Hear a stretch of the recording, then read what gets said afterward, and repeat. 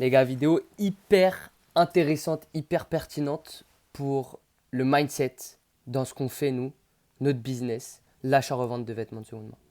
Aujourd'hui, je vois trop de personnes et ce qui est bizarre, c'est que c'est toujours les mêmes. Se plaindre de la qualité d'un stock. Et d'autres, par contre, bah, ils se plaignent pas.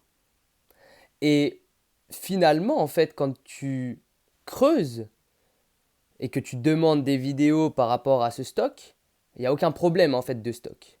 Donc finalement, ça vient de qui ce problème? Ça vient de la personne, au fond d'elle, dans sa tête. Dans sa tête, elle se dit, ah bah non, c'est pas comme ça que ça devrait être. C'est comme ça. Et du coup, bah, elle se met des croyances en quelque sorte limitantes. Et c'est ce qui l'empêche de faire finalement plus de chiffres dans le business de l'achat-revente. Et cette vidéo, je la fais un peu à chaud parce que là, je viens de régler un souci. Et carrément, quand j'ai vu la vidéo par rapport à un problème sur des jeans, mais je suis choqué parce que, ben, en fait, il n'y a aucun problème, quoi. On est dans la seconde main, les gars. On n'est pas dans du neuf. Donc, si votre jean, il a un petit défaut, un petit truc, une poche qui est recousue, le bas de la pièce qui est un peu cut ou quoi que ce soit, c'est normal. C'est de la seconde main. Donc, je suis d'accord pour dire qu'il y a certaines pièces, par contre, c'est du grade B. Ça, il n'y a aucun problème. Et c'est pour ça que nous, on dit souvent, et comme ça évite les mauvaises surprises, on travaille avec des fournisseurs 70% grade A, 30% grade B. Même si c'est plus, on s'en fiche, au moins comme ça, tout le monde est carré. Et le plus fou, et ça, c'est vrai que ça, c'est une dinguerie quand même, c'est qu'il y a, allez, je sais pas, on va extrapoler, hein, mais il y a 50 membres qui reçoivent ce stock-là. Les gars, ils te font des retours. Putain, la qualité, elle est incroyable. Tout ça, moi, je veux recommander auprès de ce fournisseur. C'est de la folie. Et t'en as un ou deux qui sont comme par hasard toujours les mêmes, qui viennent se plaindre de la qualité. Pourquoi? Comme je l'ai dit, parce que ils ont un problème en fait là-dedans. Et ils ont un problème, il y a quelque chose dans leur vie, ça ne va pas. Ils sont pas satisfaits. Et du coup, ils impactent en quelque sorte. Enfin, ils font, vous savez, ça c'est souvent, c'est la colère. La colère, tu te défoules sur les autres. Tu mets tes problèmes en fait sur les autres. Donc pour moi, c'est vraiment qu'une question de mindset ici. Et cette vidéo-là, elle est hyper importante justement pour les gens qui veulent développer un business Vinted. Parce que avec ce mindset-là, à te dire à chaque fois, je ne sais pas, mettre tes frustrations de la vie dans ton stock parce que ton stock, il n'est pas exactement tout beau, tout neuf, mais en fait, ça va t'empêcher d'aller chercher plus de chiffres. Parce que ton cerveau, bah, il est bloqué en fait. Il va se dire, bah, à chaque fois que je passe une commande, je suis pas satisfait, il y a ça, ça, ça, ça, ça.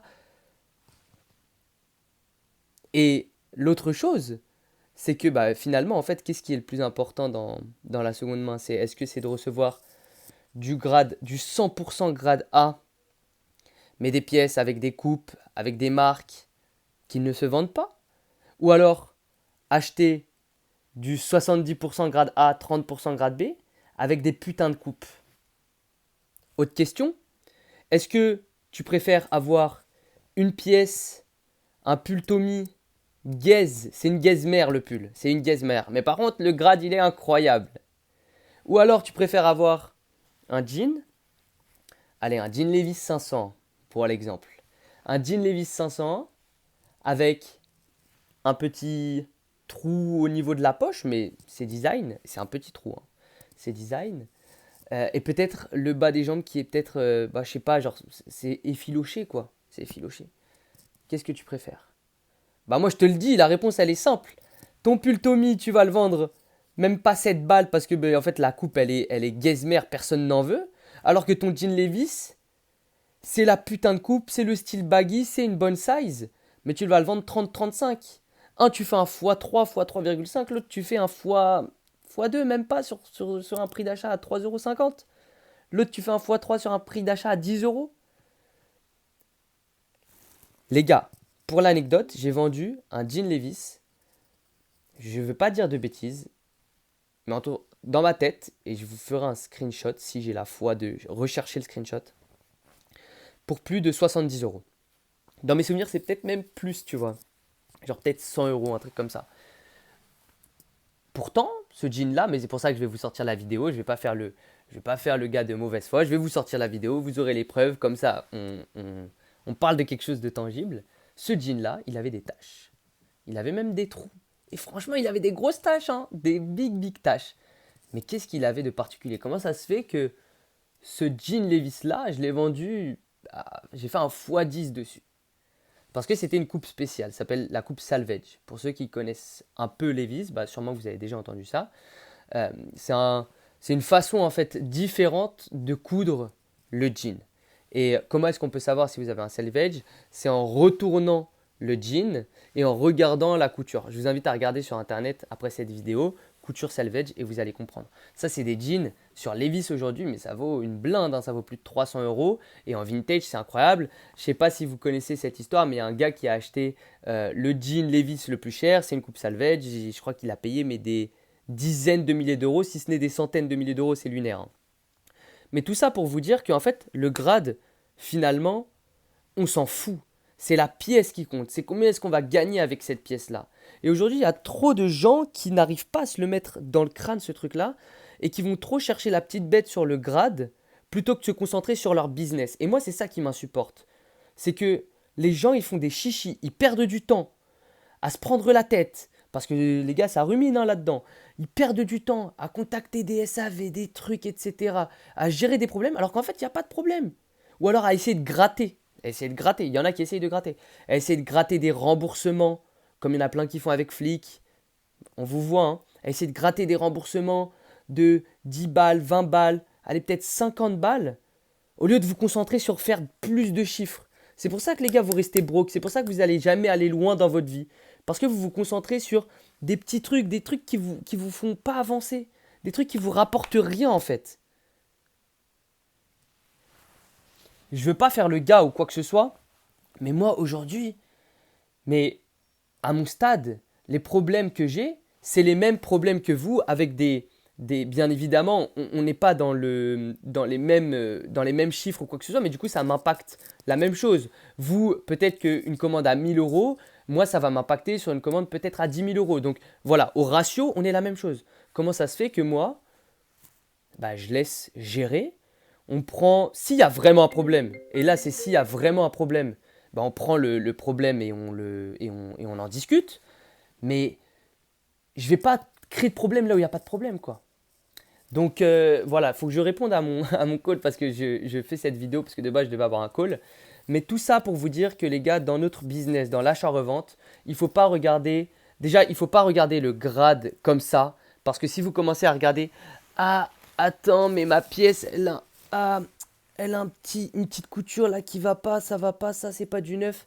Les gars, si vous faites ça, c'est mort, hein. N'essayez même pas de vous lancer dans l'achat-revente, vous arriverez à rien du tout. C'est pas non plus chercher la petite bête, donc là j'ai extrapolé, hein, mais c'est pas non plus chercher le défaut là où il n'y en a pas. C'est pas non plus peut-être, et ça je le vois du coup sur des jeans Levi's, et c'est aussi c'est très particulier parce que le grade au final, bah, chacun a ses sortes de grading en quelque sorte. Un fournisseur pour lui ça peut être un grade A, pour toi ça peut être un grade B. Mais si au final on est tous d'accord là-dessus, et c'est pour ça que nous en interne par exemple on fait des vidéos etc. pour expliquer aux gens pourquoi est-ce que selon nous là c'est du bon grade, il ne faut pas prendre forcément un défaut sur la pièce, même un cut, un petit truc qui a été recousu, etc. Et je dis pas hein, sur une veste The North Face où c'est en plein milieu, mais oui, bien sûr que c'est du grade B. Mais sur un jean Levi's où en fait les gens ils vont privilégier la pièce vintage, la belle coupe, le 100% coton, le coton vintage, peut-être même un peu le côté usé, bah en fait on s'en fiche. Les gars, regardez les collections Balenciaga s'il vous plaît. Les Balenciaga, ils te vendent des torchons. Ils te vendent des torchons neufs. Parce que c'est la hype, c'est ça qui marche. Donc s'il vous plaît les gars, arrêtez de vous prendre la tête sur des petits problèmes de grade. Et encore une fois, je ne suis pas l'avocat du diable, je ne dis pas qu'il n'y a pas de problème, qu'il n'y a jamais de problème. Les problèmes ça arrive, les fournisseurs gèrent des centaines de commandes. Nous en interne on fait passer plus de 450 commandes. Donc bien sûr qu'il y a des problèmes. Et quand il y a des problèmes, là on le dit, on fait renvoyer à notre fournisseur des pièces, on gère le problème, on dédommage, ça il n'y a aucun problème là-dessus. Mais par contre si on a des gars qui nous envoient des trucs et ils sont là et pètent un câble, mais il faut le dire aussi.